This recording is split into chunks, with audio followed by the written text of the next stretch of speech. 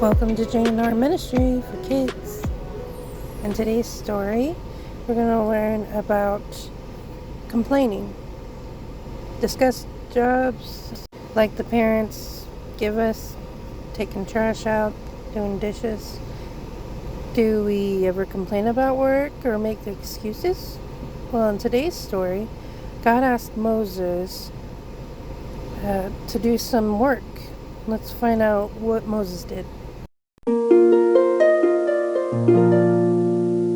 Because Moses was adopted by the daughter of Pharaoh, he grew up in the palace where he received education and all of Egypt's knowledge. Moses was brought up as a prince, and he could have lived in comfort all of his life. But Moses knew that he was actually a member of a Hebrew family. Being a Hebrew means that you are a Jew.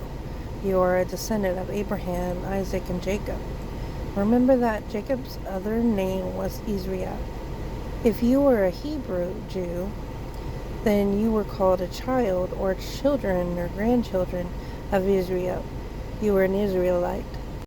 Moses saw the Hebrew people unfairly treated. One day when he had grown up to be a man, he was watching his people as they worked for one of the Egyptian taskmasters. Moses saw one of the Egyptians beating a Hebrew. Moses killed the Egyptian and buried him in the sand. But Moses had been seen. When the word was spread about the killing, Pharaoh heard it and planned to have Moses killed. Moses was afraid and realized he would have to run away. Moses fled to the land of Midian, where he rested by a well. The 7 daughters of the priest of Midian came to draw water from the well for their father's flocks. Some shepherds drove the girls away from the well, but Moses came to the daughters' rescue. He helped them water their flock. The girls told their father Pharaoh about the man who had helped them. Moses was invited to their home.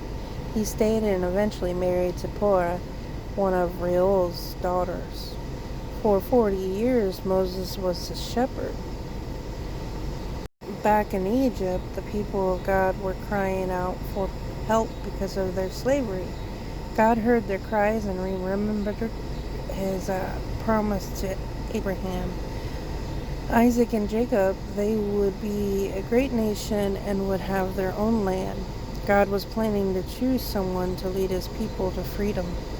One day, as Moses watched his father-in-law's sheep, he saw a bush on fire. The fire seemed to come up out of the middle of the bush, but the bush didn't burn up.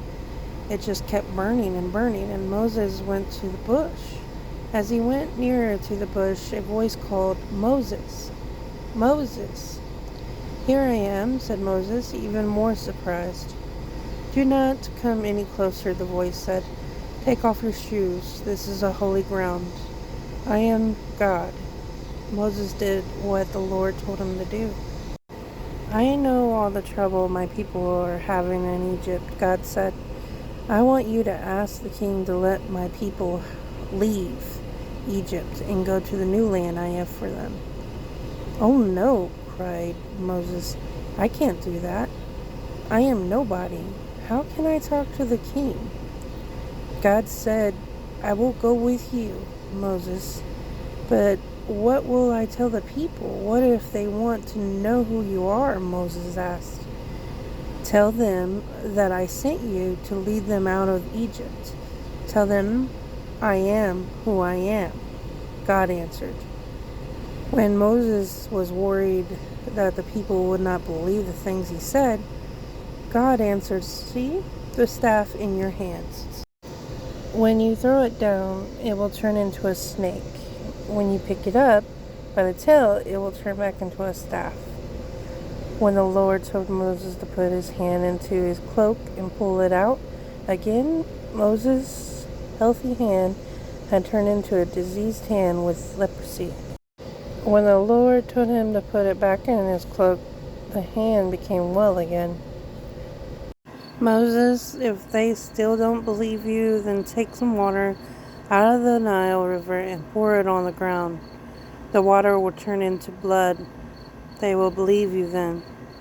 Even though the Lord had answered all the Moses questions, Moses still had another excuse.